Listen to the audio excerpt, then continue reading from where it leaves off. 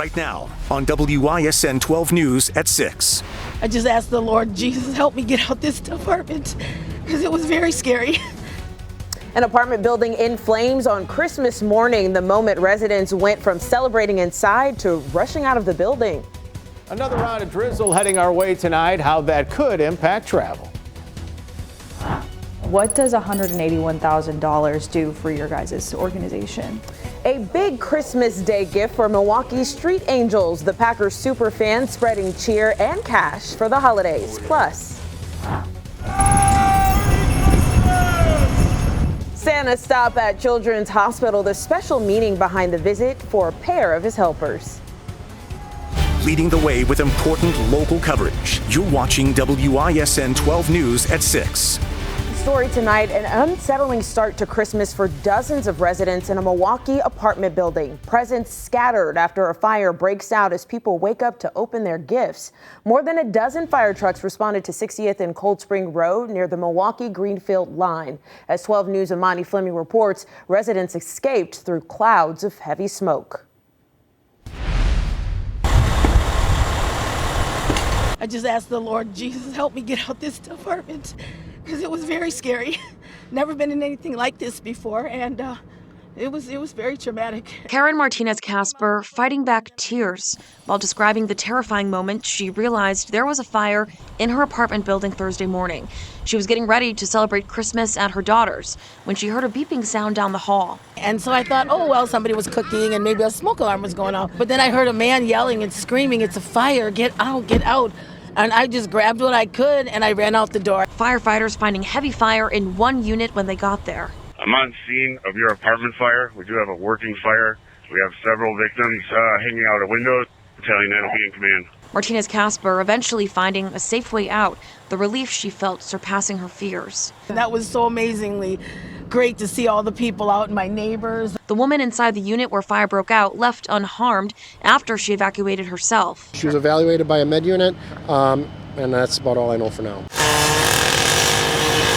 I was at Mother's Day fire and, another holiday and big fire, and now here on Christmas Day, apartment fire. Fortunately, the outcome here was way better. And firefighters say the building itself is structurally safe, but the people living in all 48 units can't stay here at least for a few hours because they shut the power off. Many of those people finding somewhere else to go this Christmas morning or keeping warm in these county buses in the meantime. We kind of joked in a way. We said, well, how would we ever be together on Christmas morning together if it wasn't for something like this? In Milwaukee, Imani Fleming, WISN 12 News. Firefighters say the apartment building did not have working sprinklers. Tonight, a Milwaukee alderman says a recently passed city ordinance could protect residents from situations like this. Well, thankfully, no one died today, which is a real serious problem that other buildings and other neighbors weren't as fortunate as we were today. We do have a new ordinance that requires disclosure to tenants about sprinkler systems if the building should have one but doesn't. Yeah, that city ordinance just taking effect last week. It requires landlords of buildings with at least 3 units to tell tenants whether their buildings are up to date with fire safety standards like a sprinkler system. Wisconsin law does not require buildings built before 1974 to have sprinklers. Berg Ellis says he doesn't know if the landlords at 60th and Cold Spring told residents if the building did not have working sprinklers. A Waukesha house is a total loss after a fire on Christmas morning. A viewer sent in these photos and videos of the fire. A woman who lived in the home says 2 cats died in this fire.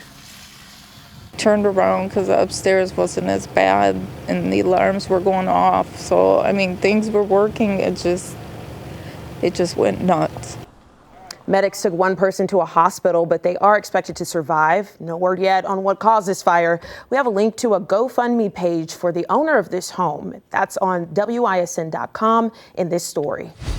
Weather Watch 12 now on this Christmas Day. Holiday lights still shining bright at Cathedral Square Park in downtown Milwaukee. It looks beautiful out there. Chief Meteorologist Mark Baden is here. Hey, Mark, it'll be another good night to check out these wonderful lights. It absolutely will. Merry Christmas to you. Merry Christmas. Merry Christmas to everyone else out there. Temperatures hanging out again above average. We made it to 40. That's quite a few days in a row. We're not done with those 40s either. We're at 37 right now. The temperature will be important because, yes, another round of drizzle is going to move in. But the good news is I think the temperatures will hang out above freezing as we head throughout the night. Different story if you're heading up north. Notice that purple? That's a winter weather advisory where there could be some freezing rain, freezing drizzle issues. For us, temperatures just in the 30s. Now, this is just a little bit of light rain and drizzle when there's a bigger system likely to arrive that could bring us some rain and snow coming up in Weather Watch 12.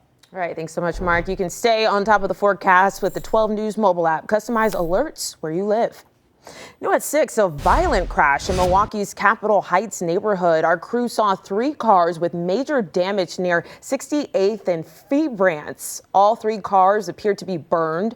Our crew found debris spread all the way up the road, and we've reached out to police for information on what happened and any injuries from that crash. Well, Milwaukee police are looking for the person who shot a 20-year-old on Christmas Eve. Police say someone shot them near 60th and Custer on the northwest side, and they called for help about a mile away near 76th and Sheridan. The 20-year-old is expected to survive. A 39-year-old was shot in Milwaukee today near 51st and Center in the St. Joseph neighborhood. Police have not announced an arrest in either shooting. Anyone with information is asked to call police. And no arrest after a fight and a gun scare on Christmas Eve at Mayfair Mall. Tosa police say they were called to the mall Wednesday night after a report of a fight. Police say one witness thought a person had a firearm. Police also say that most of the people involved left by the time that the officers arrived. They didn't make any arrests or find a firearm. No one was injured. It's called the season of giving, but in the hustle of the holidays, it might be easy to forget just how generous the community can be. Tonight, 12 News' Emily Pofel with the big gift for a small organization in Milwaukee. You can count them out and put them in the bags. As families sit down for Christmas dinner, Street Angels is following a different tradition, one they do every Thursday. Unfortunately, homelessness doesn't take a break on holidays. Plating up and passing out hot meals to Milwaukee County's homeless. To cover Milwaukee County Christmas night, Street Angels will send out 5 people split between 2 buses. It's more than half their staff. Street Angels spent $271,000 this year delivering food, providing hot showers, and rides to warming shelters. Merry Christmas, you guys. If they seem especially jolly this week, it's because of this. Anonymous won a $600 donation. Tom Grossi, Packers superfan and online streamer, surprised the small organization with a charity live stream. This year, I just moved into the area. I found Street Angels. They are incredibly small, right? So every single dollar that's going to go to them is going to make a huge difference. He and his nearly 1 million followers raised $181,000 for Street Angels. What does $181,000 do for your guys' organization? We are going to be able to expand Showers of Hope.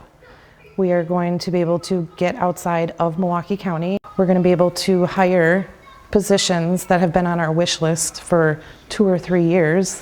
It feels like a miracle for the Street Angels. Like Santa's elves all day. But for Grossi, the real wonder is all the day-to-day good out on the streets. It's really hard to be alone on the holidays, and for some of them, we're the only family that they have. And behind the screen. And to have the trust of the people watching, it feels like they just want an outlet to do good. And whether that is through their time, money, effort, and volunteer work, they just always show up. Miraculous. What an amazing gift. Indeed. In Milwaukee, Emily Pofal, WISN 12 News. Pretty cool. Grossi says this is the most he's ever raised in a December charity live stream. He says YouTube doesn't take any processing fees, so 100% of the money raised will go to Street Angels. A Powerball player in Arkansas is spending this holiday as a billionaire. The lottery game says a single ticket won Wednesday's $1.8 billion jackpot.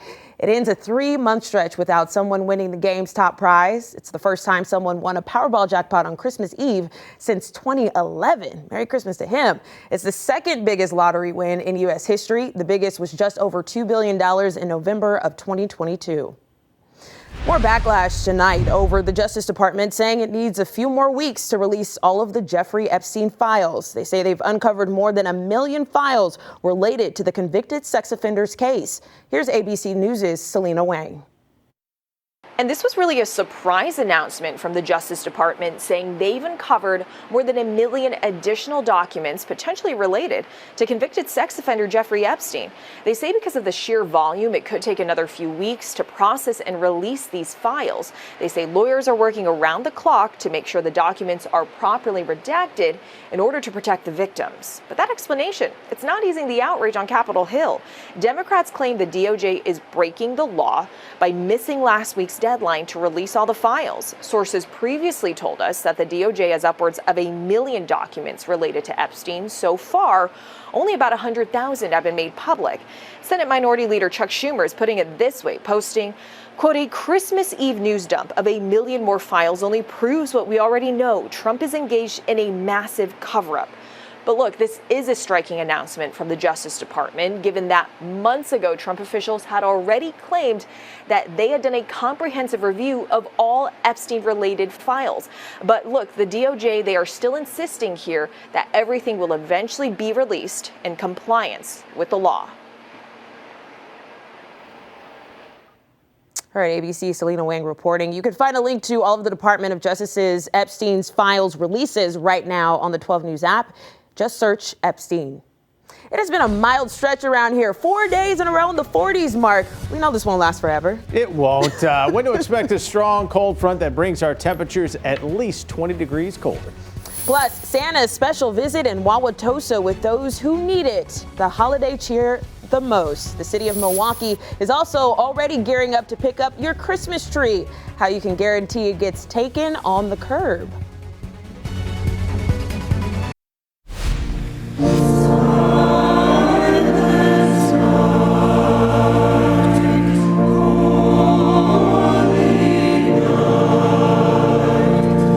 Midnight Mass aired right here on WISN 12. Dozens were at St. John's Cathedral in Milwaukee for Christmas worship. It was the first Midnight Mass for new Milwaukee Archbishop Jeffrey Grob. Lift up your hearts. Let us give thanks to the Lord our God. Next month marks 1 year for Archbishop Grob in Milwaukee. Sunday morning on Upfront, our new exclusive, the church politics and the future of the Catholic Church. It's all new Sunday morning at 9 right here on WISN 12. A Christmas family feast today at the Baird Center. About 3,000 people attended the free annual event put on by the Salvation Army. Volunteers spent the whole week prepping all the food, including holiday favorites. We're serving turkey and ham and potatoes and vegetables. There's good music going on, and it's a warm place to be. There's excitement in the room, and so we're here just to celebrate Christmas Day. It's the 36th year for the Salvation Army's Christmas feast. Santa Claus had a few friends join him for a special stop in Wauwatosa this morning. They visited Children's Hospital to spread cheer, joy, and hope this holiday season. Photojournalist Saman Awani Arachi was there.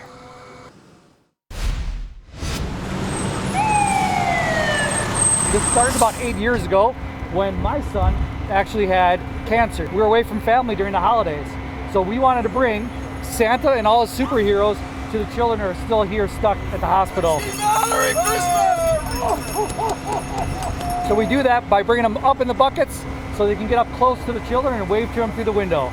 I ended up having triplets. I have triplet girls that were actually here for 97 days in the NICU. Daisy, Esme, and Yvette. I got to see the other side, and it made everything that we do here more heartwarming, because it truly is a blessing. And what this is for is definitely what Christmas means, and it's for the people that can't be home with their families. So this year I get to bring back what I had to experience also. We'll be going home to our families and seeing our families there. We wish they could go home to their families too, but we're going to plan for next year and continue this tradition and keep it going every year.